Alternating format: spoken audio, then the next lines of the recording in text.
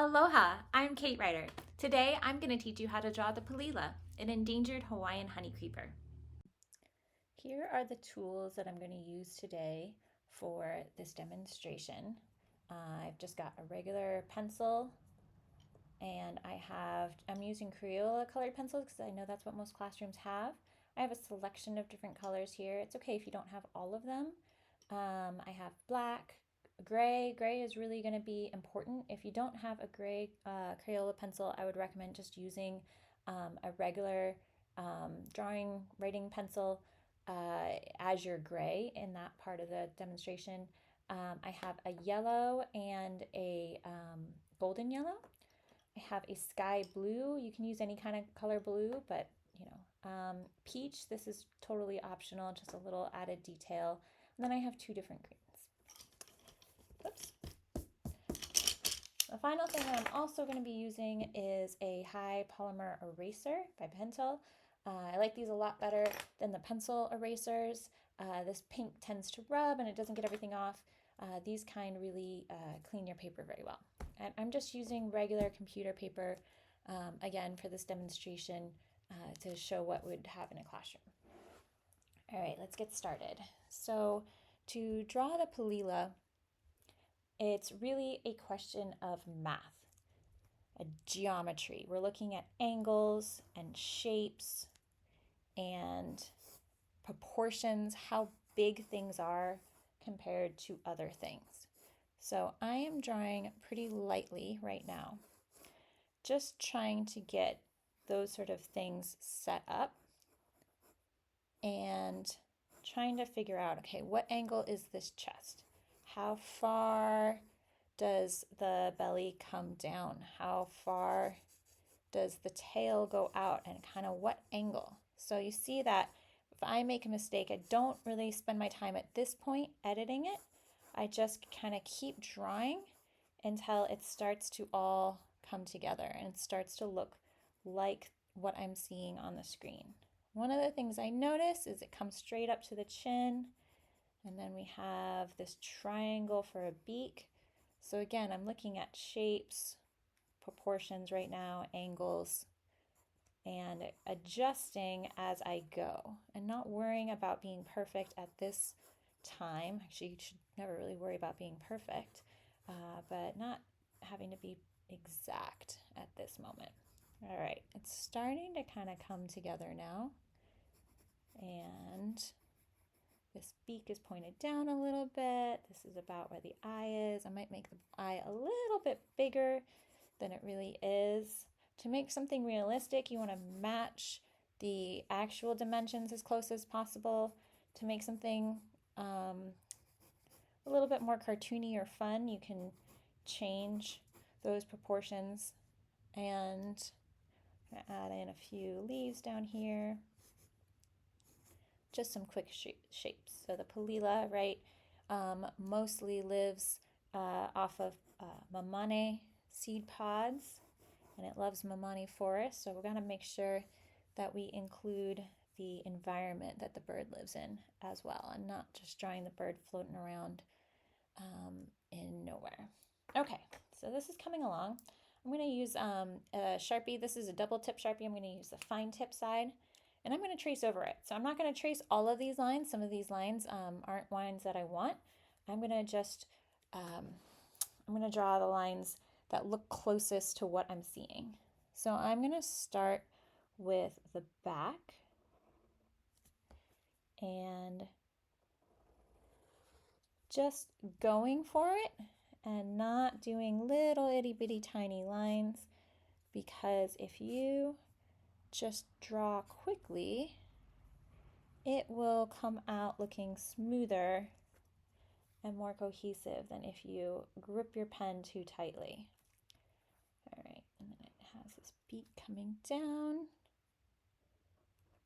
and it goes in a little, and the beak's kind of cool. It has this little bit of a wiggly edge, and it there's this overlap as well. I made the bottom beak a little bigger than I would like. That's okay.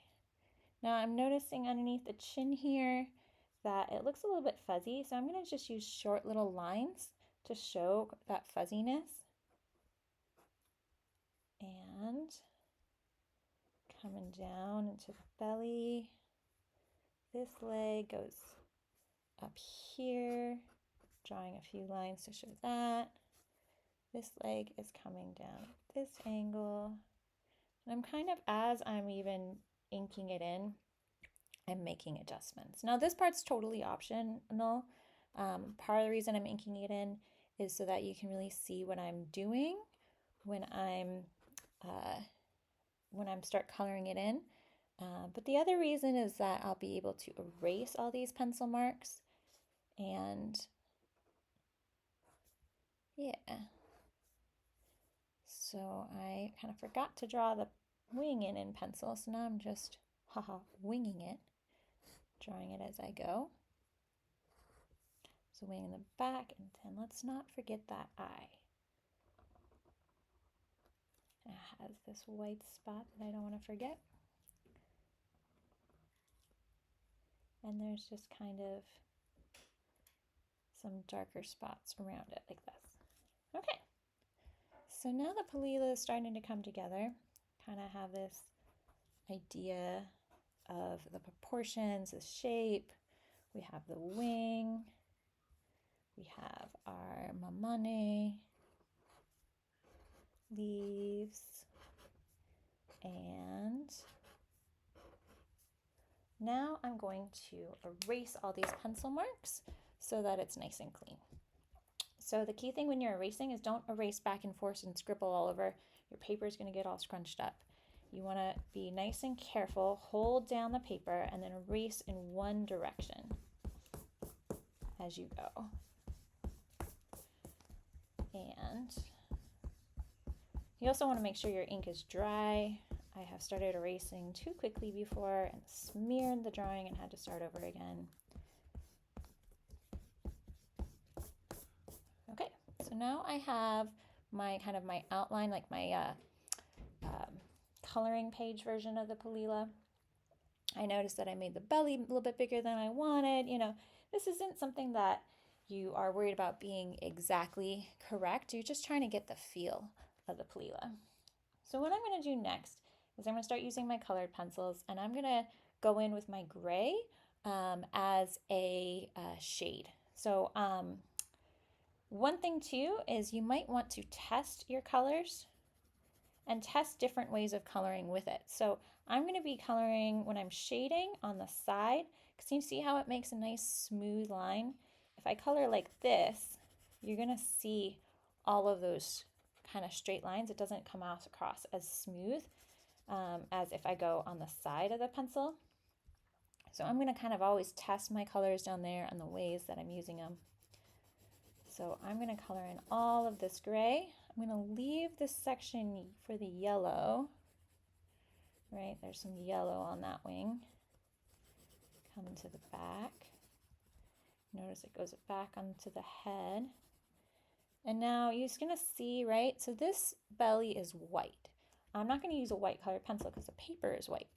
But I am going to use a little bit of the gray, and I'm going to come in and I'm going to add a little bit of shade of the gray onto that white, because that white isn't just pure white. You're going to give it a sense of form by just giving it a little bit of shading, so some parts are brighter than others. And then I'm going to also color in, I'm going to just use this part for this part. Just because it's smaller, it's a little bit easier to control when it is on the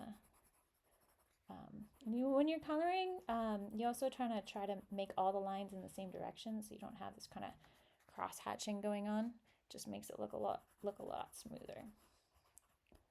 All right, so a big part of drawing is kind of choosing what parts of it you're going to follow. If you're drawing from a photo, I mean, you're kind of choosing what parts of it you want to follow and which parts you might kind of almost ignore. Some of the shading is pretty intense in this photo, and I don't really want to, again, I'm not trying to be totally realistic here, so I'm just gonna not be beholden to exactly copying what I'm seeing. I have to make some artistic decisions as I'm going along.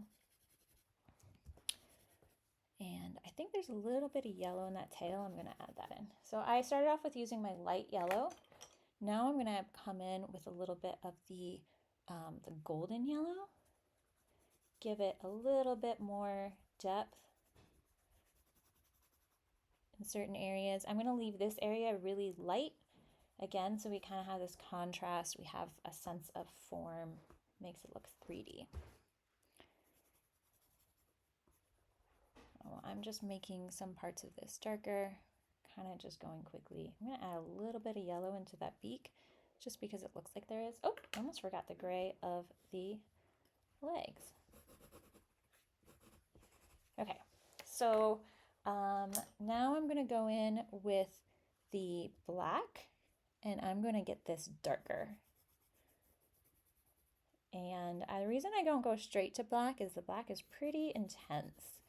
And so I want to have this gray come out and look gray. The wings look gray. And it's not really, yeah, that gray just kind of gives it this nice depth to it. All right, so I'm looking at this wing here and I want to show that there are different feathers. So I'm going to draw the dark part of that feather in.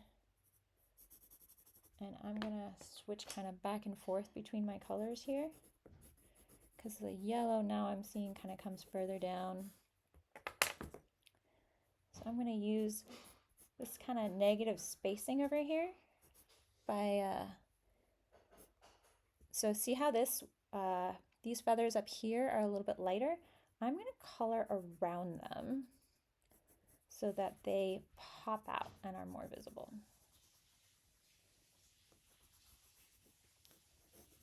And then I'm going to do the same thing here. I'm going to bring down some dark and bring these feathers into view. And then I'm going to do a little bit more shading.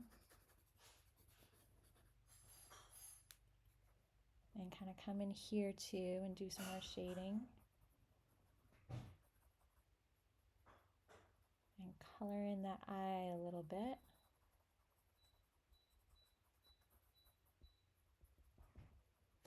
And I'm going to use my colored black pencil. You could probably also use your pen and add in a few more feathers, details on here. Just kind of going quickly, adding just some depth. I'm going to come back in with my gray. I didn't get quite enough on this wing. Get a little bit darker. Show that the wing is darker. There we go. Now it's starting to come along. Okay, now I'm going to take that peach and come in and add just a little bit of peach on that beak, just to give it a little bit of warmth on there. And that's pretty much it for the bird. I am also going to add in some green here. I'm going to just kind of color this whole area a little bit green. And then come in with the darker green. Because the thing is about leaves is they're never just one color green. They're kind of a lot of different colors. So this adds some interest. And it also covers up the feet, because we can't see the feet in this photo. If you wanted to do a drawing without the mamane on there, I would use another reference photo to be able to see what the feet look like. All right, and then we have this blue. I'm going to test that again down here. So you see how this white is the same as the white of the background? It makes it look like it doesn't make it pop out. And so in order to make it pop out, I'm going to use that side of my pencil and I'm going to give it nice blue sky. And that nice blue sky is what it's going to make it look really nice and bright white and beautiful. Makes that yellow pop out more. It's the principle of contrast. All right, coming up underneath here. You want to make sure that your table is clean underneath so that you don't pick up accidentally any textures.